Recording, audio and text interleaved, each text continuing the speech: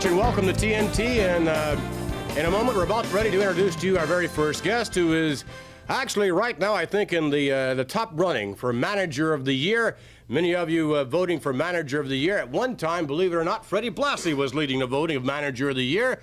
But it's kind of nip and tuck right now with Hillbilly Jim. And our next guest, would you please welcome Captain Louis Albano.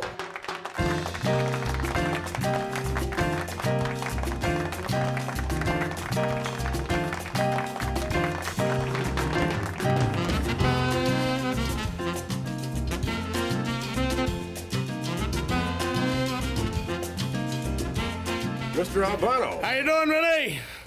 Very well. Looks like you've gained a little weight since last week. No, not really. I lost a few pounds. I can't find it, though, but I've lost a few. I'm on that new diet of mine, you know, unborn virgin goat's milk. I keep bringing that up 3 quarts a day. I'd like to talk a little bit, though, about the Manager of the Year contest. I believe I'm in the forerunning. Is that right? As a matter of fact, this week you are.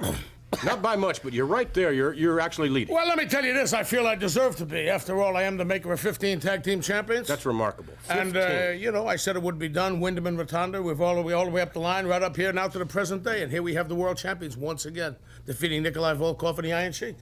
So Freddie Blassie can't be too happy about that. And then I believe I've done wonders with the animal. I took a man that was schizophrenic, suicidal, and homicidal.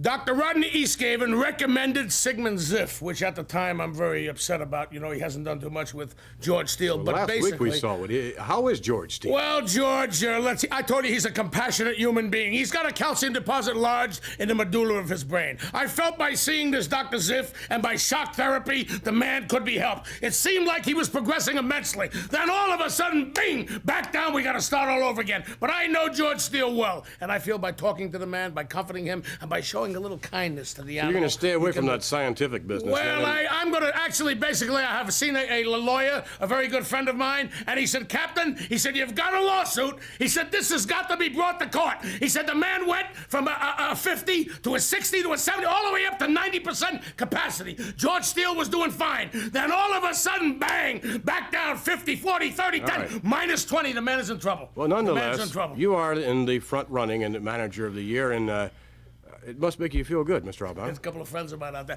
Makes me feel good because I feel I'm a very qualified... I want to get one thing understood, Vinny. I'm not a trainer. I have a staff of trainers that train my men. I'm the manager. I should be... What's this? A little bit later on. What's this coming out here? A little bit later on. What's your problem, pal? If he's going to be considered, Vince, to be in the top running for the Manager of the Year, you have to consider the simple fact of Luscious Johnny Valiant, whom I took Brutus Beefcake, and he took me, and together, it's a bona fide union, a marriage... not of love, but of mutual respect for one another. The man is undoubtedly one of the greatest wrestlers, Vince, you have ever seen or described wrestle. And Albano, you know that. And you saw Luscious Johnny Valiant take this man and mold him and teach him everything that I know. Wait a minute, lay dead for 2 seconds. How about me that took him, Wyndham and Rotunda, and made him champions for the 15th time? Yeah, you also managed 15 losers, Mr. Albano. You know that too, right? No, I'm on top again with a winner. How You're about on top of the winner. You went to the state hospital for the criminally insane. You got some poor deal like that. Wait a minute. Wait a minute. What do you mean, wait a minute? Are you calling George Steele? You called that mental case an athlete? Are you calling George Steele a derelict? Hold it. I'm calling him a mental case. Would you please behave yourself? Please. What does he think he is? Let me take you to some videotape footage involving other managers in the World Wrestling Federation. As a matter of fact, all of whom, with the possible exception of Lou Albano, would like to get your comments after we take a look at this videotape footage. Let's take you now of the public bidding. Let's see what's going on. They named the bird call after you. It's called Cheap. You don't want to. You don't want to. 10,000 comedians out of work, and Heenan's trying to be one. I'm very serious today, Bobby. I'm telling you. You want to be right at the top. I want to be right at the top. I'm the only one here that managed the world champion. Okay, now you got my ear. I'm the only one that's loaded with diamonds. Wouldn't you like to have diamonds like this? I love diamonds. Wouldn't you like to have walking around money like this? This is Take a look at this. You see that right there? This is just walking around money with Freddie Blassie. Thousands here, and I guarantee you. There's a lot more where this came from. I can just visualize you in sequins, rhinestones, making that grand entrance. You know, that boat, you got an outfit on now, very becoming, but I can make you sensational. You know, Liberace copied his style after the great Freddie Blassie. Liberace copied Freddie Blassie? That's right. Is that right or wrong? Randy, you want to carry around a bunch of cash, or would you like your own gold American Express? Anybody can get those with this. All right, now comments, Mr. Albano. Are you in the bidding? For Let the me tell you services of something, Savage? Vince. I'm not in the bidding. I saw this Savage youngster, and he's a very fine, capable athlete, perhaps one of the greatest athletes of all time. But I detect in the man, I detect a flaw in his character, so I'm not interested in the bidding. Flaw in his flaw character. in his character, something I don't like about him. Savage, you're not my kind of guy. All right, now, Mr. Valiant, what about you? We did not see you publicly bidding for the services of Mr. Savage, but we understand you are privately. I'm a very private man, Vince McMahon. I have a bona fide reason. I have a bone to pick with certain people. I really don't want to divulge at this present time. You see, I don't put my business out on the street. Some people like Albano here. Shut up. Don't tell me what I do. You wind up in the street, you sleep there all night anyhow. See, Luscious Johnny Valiant does not put his business on the street. I respect this macho man. I see a lot of qualities in him. He kind of resembles, in a way now, Brutus Beefcake, who's the top athlete here right now, baby.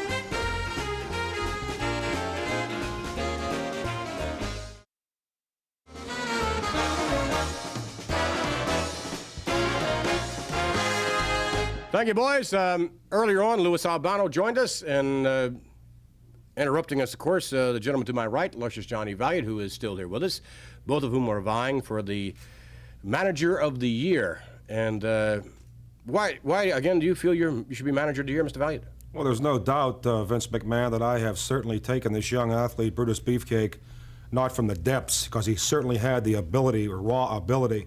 Yes. I felt that I've added to this young man's career immensely, and I felt that he's also able, Luscious Johnny Valiant, maybe to enter wrestling as a bona fide manager, let's just say that way right then and there. I feel I should be maybe the Rookie Manager of the Year, or maybe, in fact, quote-unquote, the Manager of the Year. Right, then, in a moment, we're just about ready to introduce to you, Wait ladies a and second, gentlemen. Vince McMahon, not to be very ignorant, of course, I have mutual respect for you. I would like to be the one to introduce your next guest. Why? Because I'm certainly aware of the simple fact, as well as you are, Lord Alfred Hayes, and Vince McMahon, and all our viewing audience out there, the next guest is Luscious Johnny Valiant's main squeeze, I guess the term. The great, the inimitable one, Mr. Brutus Beefcake.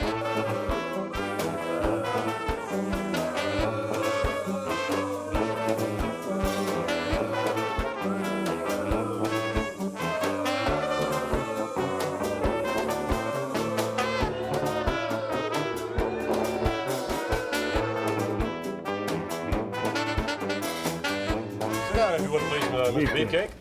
Would you prefer Mr. Beefcake, Mr. Brutus, Brutai? What would you prefer? Sir would be fine. Sir.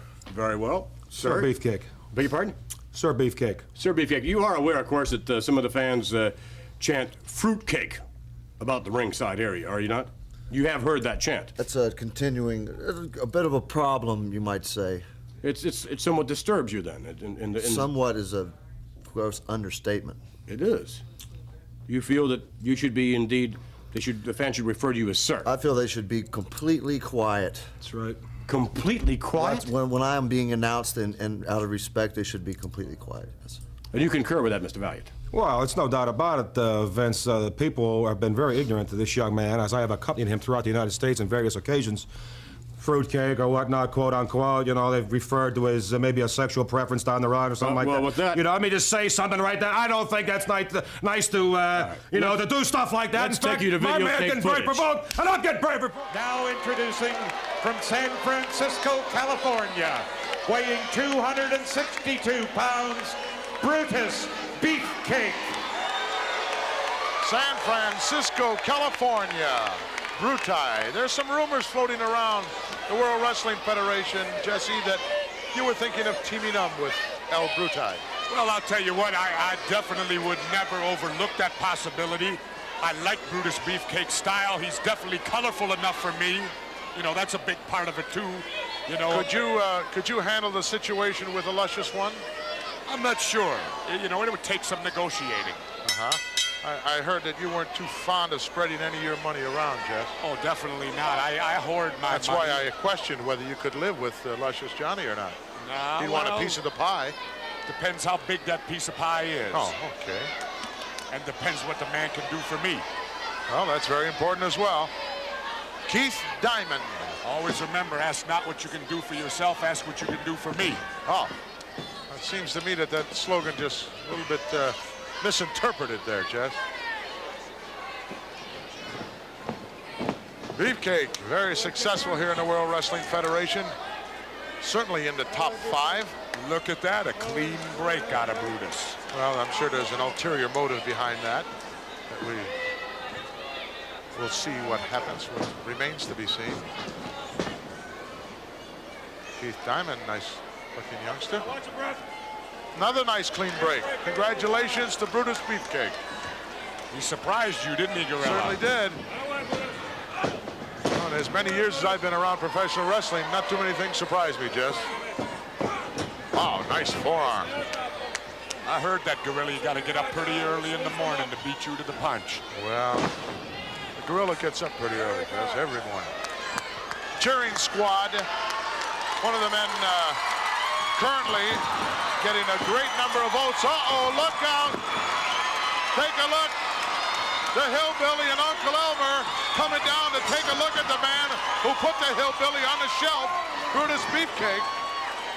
I'm sure Jim is telling him, there's the guy right there, Uncle Elmer, that really did a number on me and put me out of wrestling now for the past 4 or 5 months.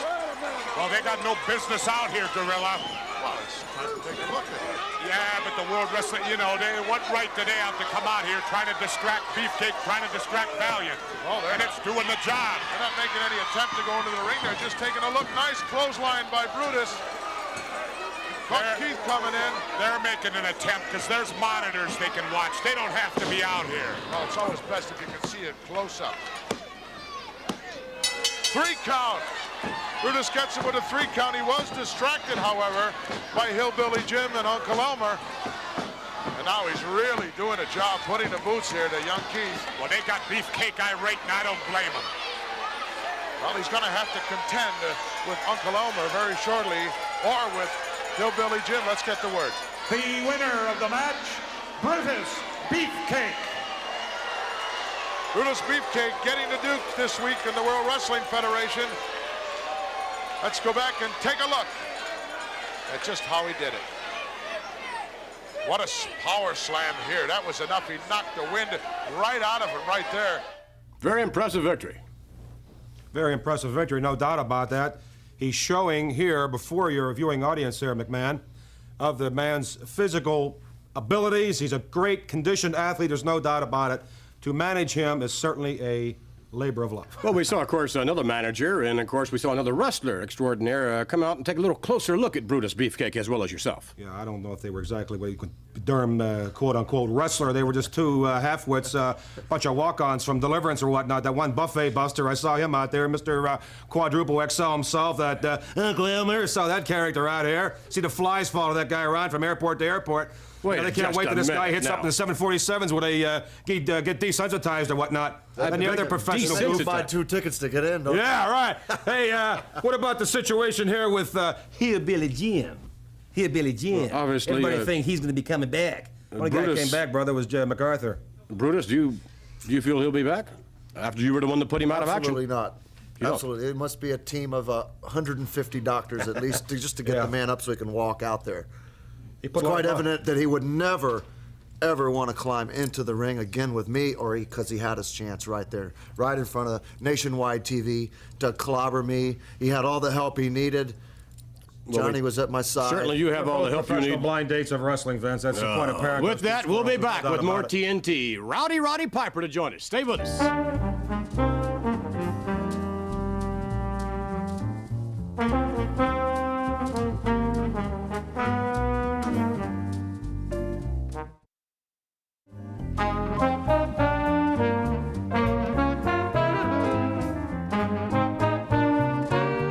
Back with more TNT in a moment, ladies and gentlemen. Our guest, without a doubt, one of the greats of all time in the World Wrestling Federation. Many do not like his tactics in the ring. Many do not like his tactics out of the ring. As a matter of fact, he is the host of his very own talk show on the World Wrestling Federation Network, known as Piper's Pit. Would you please welcome Roddy Piper.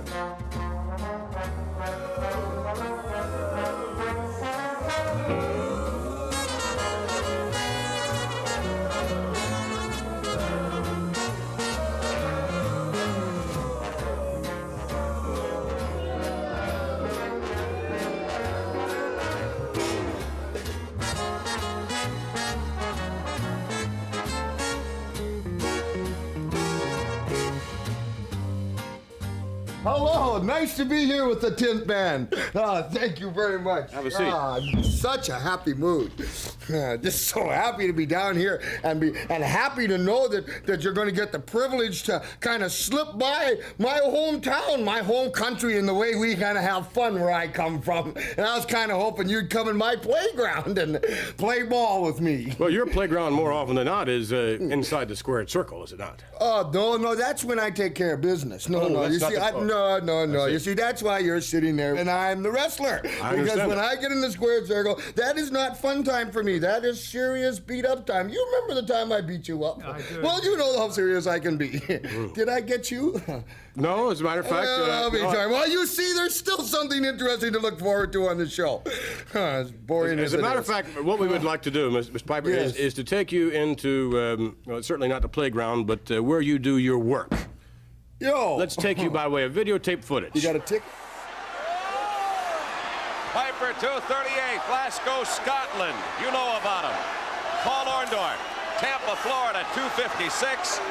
And what a physical package he is. Holy mackerel, looks like someone took a chisel. Oh, there's a slap in the slapped face. him right in the face. He doesn't have to get him riled up, Gene. He is riled up. Again. What is he asking for? He's asking for a big headache. Now he paintbrushes him. Slams him and gets away with it. Oh, He never turned loose. He never turned loose of that wrist. He's still got it. Orndorff is not going to let go. Still got that left wrist hook. Oh, beautiful maneuver. Spinning roll under by Orndorff. And is he hot? Oh, what? He's opening up the hand, too. That's not a closed fist. Look at that. Oh, ram job right into the steel turnbuckle. Oh. Piper just hung there. I don't want to say where that boot went, but I believe it was a little below the belt. Roddy's in a whole heap of trouble. That's got to be painful. Oh, drop that elbow right on the leg. The inner upper thigh. Orndorff's got to be very careful here. He could get disqualified. You know something? Orndorff doesn't care. I guess not, Jim. Oh, poked him right in the eye. Well, there, Mr. Piper, it seems to me that you and Paul Orndorff, a man who very, very much looks forward to stepping into that most unique 20-foot by 20-foot environment. I was just wearing him out. You see, Blunderful, he's got all them muscles and he has all them females. That's funny. Kitty Boots Bomber, that's the girl that he was with the night before WrestleMania. Maybe that's why you didn't do so good in WrestleMania. Maybe that's why you're a loser. I told him one time, and this is a true story, something that you could all, you don't have to be worried. Don't worry. I'm all right. You don't have to be. You know, his little boy come home and he had great big alligator tears in his eyes. Paul Orndorff's son? Paul Orndorff's kid. I didn't know he had home because all the other kids were picking on him and saying, "Hi, your daddy's stupid loser! Yeah, your daddy's an idiot! Your daddy sleeps with 45-pound barbell plates!"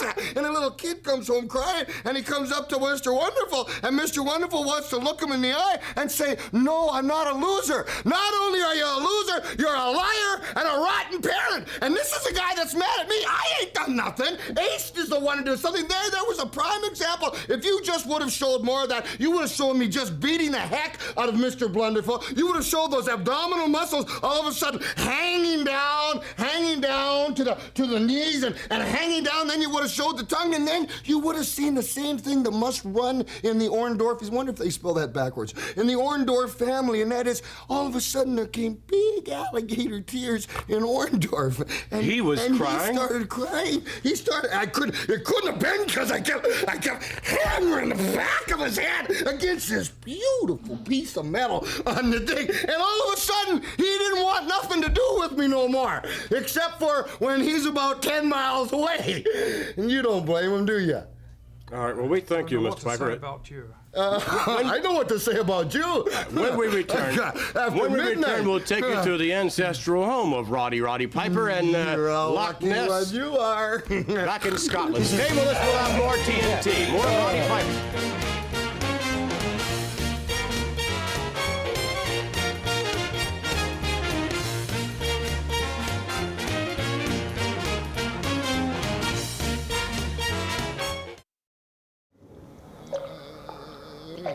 I don't think this is... Alfred? There's nothing to be afraid of. You just go ahead down yourself. It's my little playground, my little fun time. Don't worry, we cleaned it up for you. Alfred. Get down there, that's it. You've been to jolly old England, you with the peach suit. They're not used to peach suits in there, but I'm sure some of the folks in there you'll enjoy. Just go ahead and just don't mind my... I'll get the door, Alfred. First, though. Hello! Are you kidding me? Hello, my friends! Alfred. Oh, just keep on forthing forth. Just forsooth. Oh, just push right through. Get. Alfred. Don't scare anybody with that jacket, McMahon. Scare anybody? There we go. Give me a break. Oh, welcome home. Welcome to my little... Did Spidey get you? You gotta watch it. You'll just run right down and grab you and make your day. This is my little... Aunt Hazel. What is this? Alfred, That's Aunt Hazel. There's stories that Aunt Hazel? Aunt Hazel. They said she was a witch. They used to call her Witch Hazel. But we just keep her around because she's just a lovely person, and mwah, we love you, Aunt. And that's not really her. We just had a model made up. But Aunt Hazel looks much better than that does. What smell? There's nothing that smells in here. There's rancid in here. Wait a second. Did Mighty Spidey? I thought Mighty Spidey might have got to you. Look at cobwebs all over you. But you're... You gotta be kidding me. Hello. How are ya?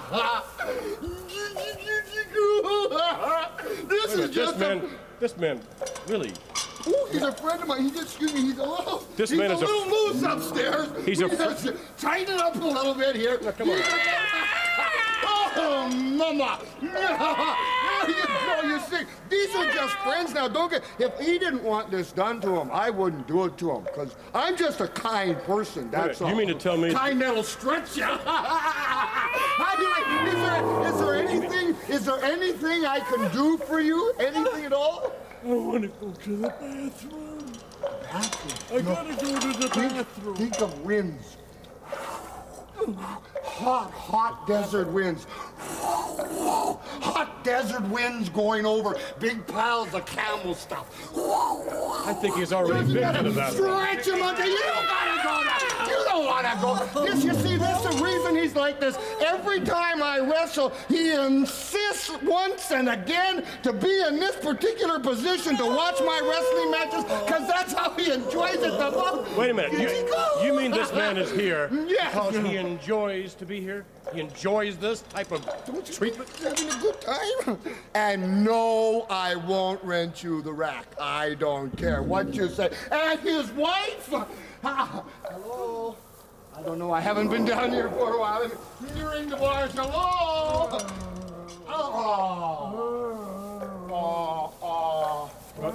We haven't fed him. We haven't. Will you care to join in the fun? Go ahead, have some people. We haven't fed him. How you do? That's the lady. That's his wife there. Now, wait a minute. What's that? She. This is Mrs. Stretch out right down there. Mr. and Mrs. Stretch? That's Mr. Stretch right down there. That's Mrs. And they enjoy being here. They're your guests. My guests. Well, I'm feeding them more. There we go. You know, have you had enough? Is that tooth still bothering you? Here, bring it here, honey. Bring it here. The tooth, bring it. I got to do a little surgery. Please, I don't think for the benefit of our viewers. Have you been watching me on wrestling? Oh, yeah? Okay, no more hay for you. If that's the kind of attitude, if that's the kind of jerk you want to be, you can just stay in there another. Have you ever been on a rack? No, Mr. Piper, I don't wish to be on a rack. No, wait a second. Everybody in the whole wide world at one time or another loves to be on a rack. How about you there, big fella? I don't think... No, in a bottle all wrong. There we go. I just rest my knee there while I dry myself out. Oh, baby. I think we just about had it. This is the worst smell. He can go on like this. This is the worst smell. Worst smell? No. We'll be back as we continue with more TNT. Stay with us. Speak up for me. Really give this up. Hang on a second, man. Oh.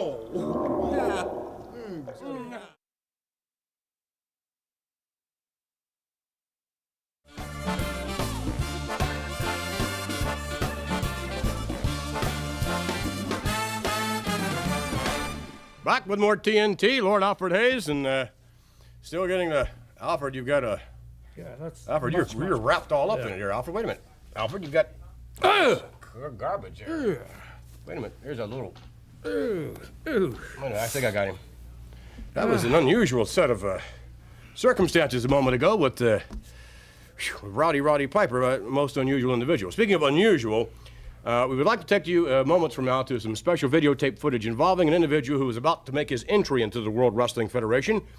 No doubt he has extraordinary credentials in terms of his military career, but now he wants to step into the ring as a professional wrestler. Let's take a look at what's going to be a newcomer, a gentleman by the name of Corporal Kirshner. Let's go to the videotape. All right, Gene Okerlund again on assignment looking for Corporal Kirshner from Fort Bragg, North Carolina. One of the true sons of America, and a man, of course, as I have said before, with an outstanding military record. This is his training ground. It is here where the man prepares for his upcoming battles within the ranks of the World Wrestling Federation. He's got to be here someplace. He does. I'll continue on. God, is it hot. Oh!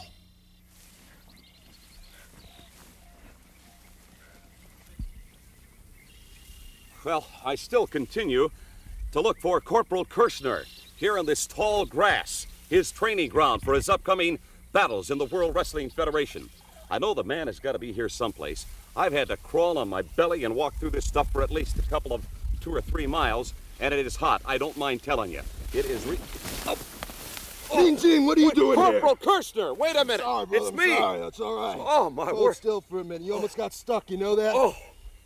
Mean Gene, you're not supposed to be out here in these training grounds. Well, I was just trying to get a hold of it. You shouldn't be here. I'm aware of that. Corporal, I didn't mean to invade your privacy, Let but... me put this away. Please. Sit up. You all right? This is incredible. Ladies and gentlemen, I finally found him. Corporal Kirshner, training, getting ready, mental and physical preparation for his upcoming battles within the World Wrestling Federation. Alfred, what do you think? This man is... has all kind of credentials militarily. Yes, his courage is in absolutely no doubt whatsoever. He's chosen a very, very tough training ground for himself. He's more or less living a Spartan existence there, a hermit-type existence. He's living from the earth. It can only create a major, major problem for a lot of people in the WWF. What about for him, though? I mean, coming into the World Wrestling Federation, walking into the arenas of 20,000 people. I mean... you know, the gentleman certainly is not accustomed to that. No, but at the same time, he has this tremendous confidence in himself. After all, he free flights from airplanes from thousands and thousands of foot every day. Now, that takes a lot of nerve. So I don't think facing 10,000, 20,000 You're talking about his parachuting, free falling? Yes, free falling. Yes, he is a most unusual individual. Look forward to his matches in the World Wrestling Federation. Maybe it'll be a short-lived career, who knows? But speaking of an individual right now, ladies and gentlemen, has a very long career in the World Wrestling Federation, would you please welcome the illustrious Special Delivery S.D. Jones.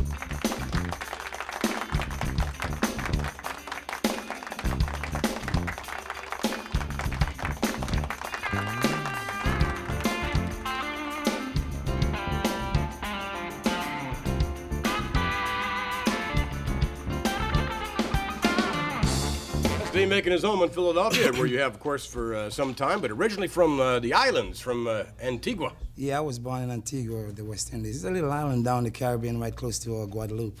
About 108 square miles, you know, about 300,000 people. Well, that's a little, that environment, of course, growing up in that environment is totally different than the environment in which you are in today. Yeah, it is, you know, especially when you were a kid, you know, you can't talk back to your teachers. The teachers spank you there, and then when you go home, you can't tell your parents why you get spanked. They say, what did you do? So, well, I talk tough to my teachers. They say, well, you got to get it again, so you get it home. So you get it both ways? Yeah, here you can't do that. Your family goes to the teacher and whoop them instead of the teacher whoop you. It's strange. It was something new for me when I got here. Things are different. I'm sure the dietary situation totally different than it is here in many respects. Just the all-around habitat, totally different. We'll get into that in a moment. Right now, we'd like to get into something which will show you Special Delivery Jones in action. We'll join the match in Madison Square Garden. He had no answer for that second move, and I think the first one shocked him so much. Look at those shots right into the lower lumbar region. Kicked him right in the back of the leg. You think FD is upset? He looks upset to me. I think he is. He should be. He's been a little bit humiliated here. referee making him break that right away. He wanted to make a wish there.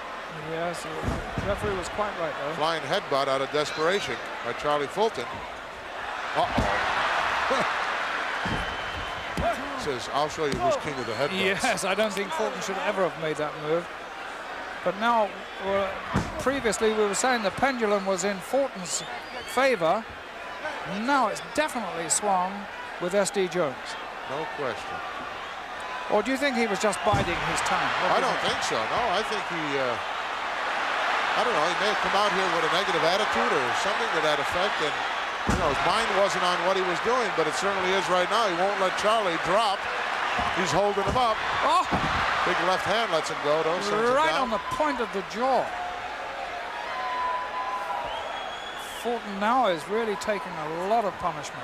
He has arisen. The anger. Yes. SD. Yes. Got both wrists taped. Turnbuckle pad doesn't allow you a great deal of comfort when you're going in and at that speed, because underneath there is that big iron turnbuckle. Yes, and that shock of that runs all the way down the spine, which of course is the central nervous system. Sure. Plus it's all threaded in there so they can draw these ring ropes up, and I've seen many a guy get cut wide open on many a night. Exchanging now, rights and lefts. Rights by Fulton and lefts by SD. I think he poked him in the eye there. Yes. Well, I didn't see that, but I've certainly seen these last flurry of punches from SD Jones. Going for the ride. Oh, almost knocked the referee down. Charlie Fulton in, but nobody home. Wow, what a headbutt. Goodbye. It's over. Hey! Oh, what timing SD Jones had there. Yeah, that headbutt is something. It has won many a match and another victory for Special Delivery Jones in Madison Square Garden. We were talking earlier about how you had many adversities growing up in Antigua, of course, and certainly appreciating what the states can bring you. But in any family, there are always adversities, and I know that there's been an experience with, as a matter of fact, your son growing up here in the States. Yeah, about 2 years ago, 2.5 years ago, he was playing baseball, and we were watching him. And he tried to run, and he fell down, and he got up and run, he fell down. So everybody laughed. He thought he was just clumsy. Mm-hmm. I took him home, and I found out he had a couple of lumps on the left leg. So I took him to the doctors. When I got there, they told me, well, it doesn't look too good. So they put him under that big, you know, the big machines with all the tests and everything, and they had a biopsy. Mm-hmm. They found out he had osteogenic sarcoma, bone cancer. My goodness. Fast moving. They had How old was he? He was 11 then. 11 years old. And they had us to take the leg off, and what they did now at Sloan Kettering Memorial Hospital in Manhattan, excuse me, I got a cold too. They took the section from here where the cancer was, and they put the leg back on. They took the whole knee section out, they put the leg back and gave him a prosthesis down. Now he moves faster than when he had his legs. Is that right? He plays baseball, basketball, and he wants to play football in school, but they're too risky. Oh, sure So it is, no. yeah. Well, you can see that as far as the genes are concerned, I mean, that's one thing that certainly has kept S.D. Jones going, that never say die kind of attitude. Every time someone knocks S.D. Jones down, we see him getting right back up. And obviously that's carried on in the genes to your son. I mean, that can't be an easy experience to overcome. He's very strong. I couldn't believe it myself. He got over it so magnificently. He is big now. I'm looking almost close on his face at age 13, 11, 12, 13 years old now. Big boy, we wish him all the best of luck. And SD, we certainly wish you all the best of luck as well. Thank you very much, Vince. It's a pleasure being here. Where's my steel band? It'll be back. We'll be back with the steel band. More TNT. Bobby the Brain Heenan's going to join us.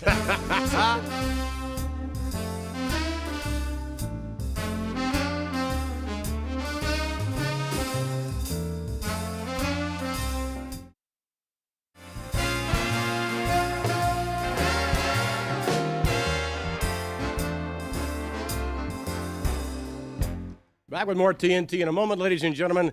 We're about to introduce to you a gentleman who spares no expense whatsoever to get what he really wants. We're about ready to introduce to you an individual who placed for the first time in World Wrestling Federation history a bounty on another individual, another wrestler, a $25,000 bounty. Lord Alfred Hayes, that's a tremendous incentive for someone to attempt to knock out of wrestling the likes of Mr. Wonderful Paul Orndorff. It really is, but what it does mostly, I think, it distracts First off, you are going to get everybody who can wrestle just the slightest bit trying for that 25,000, but that leaves Heenan's big boys free to strike whenever they want to. At random, you might say. All right, let's discuss this a little bit further after we introduce to you our guest, Bobby the Brain Heenan.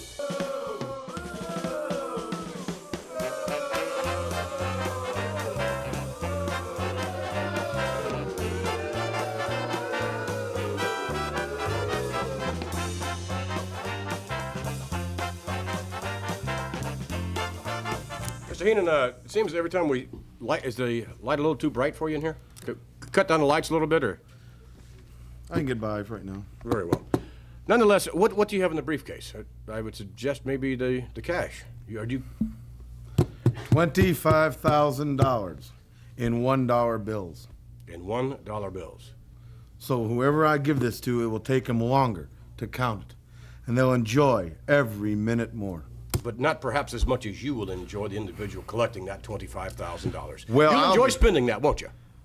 It's money well spent, let's put it this way.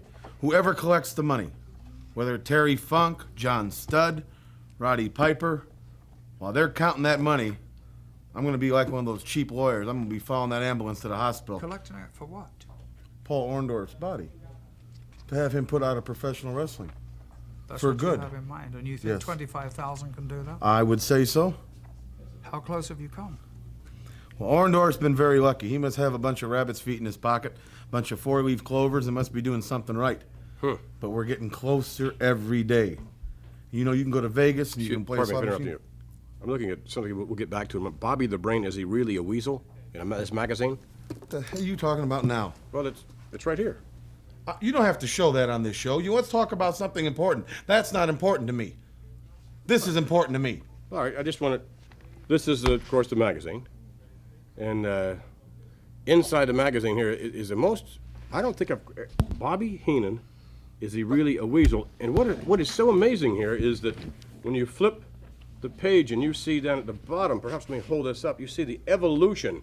It's almost like Darwin's theory of evolution. Look at that, right into a... That is from... Put that down right now.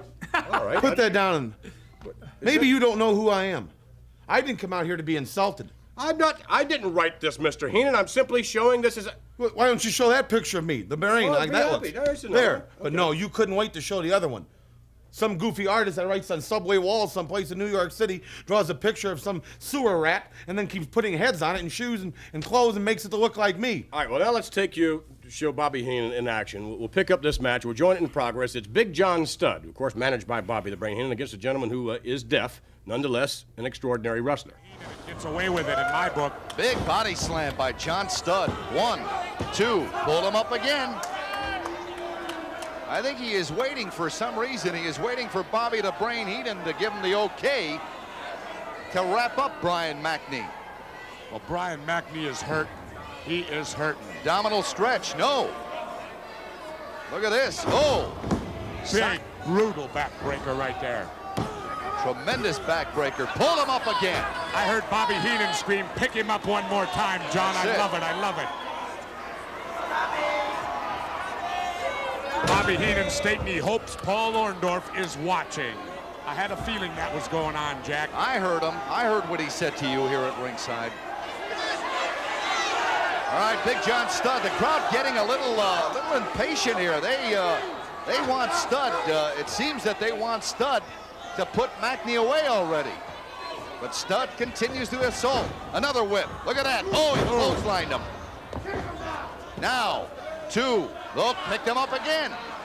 That is the 5th time that Big John Studd and Bobby the Brain Heenan is loving it. Look at this. Whoa. Got him up on top right now. And that's a bit of a version of Jesse the Body Ventura's body breaker right there being applied by Big John. It's got to be over here, Jack. McNee. Yes, referee has called for the bell. Silent McNee, and nonetheless, unfortunately falling to a defeat at the hands of Big John Studd. Manager, of course, by Bobby the Brain Heenan, in the running for the Manager of the Year. And Bobby the Brain Heenan is, you must have been sending in an awful lot of votes for yourself for Big John. Well, not, maybe you don't. Maybe you don't vote for yourself, but you're right up there in the running, Mr. Heenan. Does that surprise you? No, it doesn't surprise me. It surprises me that I'm gracious enough to come out here every now and then and to sit here and try to help you and everybody out, try to explain my point, and you constantly keep running me down. All right. First of all, you show pictures of a rat. Now you're saying that I'm writing my own letters in to win this contest. No, obviously, you can vote for yourself. I mean, that's one of I wouldn't do that. That was something that a guy like Albano would stoop to. Why should you be manager of the year in your mind? Why not? I've led John Studd to nothing but fame and fortune since I took over his career. The missing link has eaten better than he's ever eaten. Well, that's not. Everybody I've managed has what nothing. About the Macho Man? Do you think you're going to land him? We're very close. Let's put it that way. Congratulations. Any day now, I should know one way or the other, and it's looking in my favor. All right. Well, and Bobby Brain and Bobby. The Brain. Thank you. Weasel. We'll be back with more TNT. Stay with us.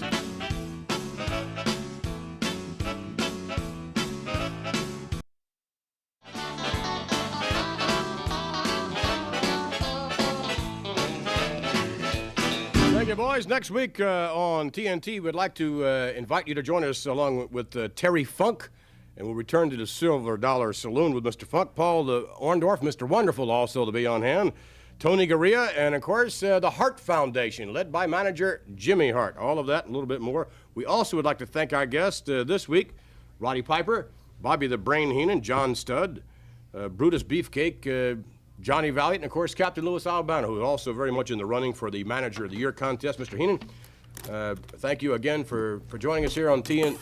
Holy Been a Toledo. real pleasure, huh, pal? You have got to be kidding me. Would you give me that? Hey. Your hands to yourself. Okay. Do I go into your pants pockets, your wallet? No, I was You just want to looking. make this money? No. Put Orndorff out. Then it's all yours, pal. You don't care who wins that, do you? I don't care if you do it. I'd pay 25 Moole or Wendy Richter. I'd manage Sky Lolo. Whoever puts Orndorff out Join is us gonna next pick up week for more TNT. $25,000.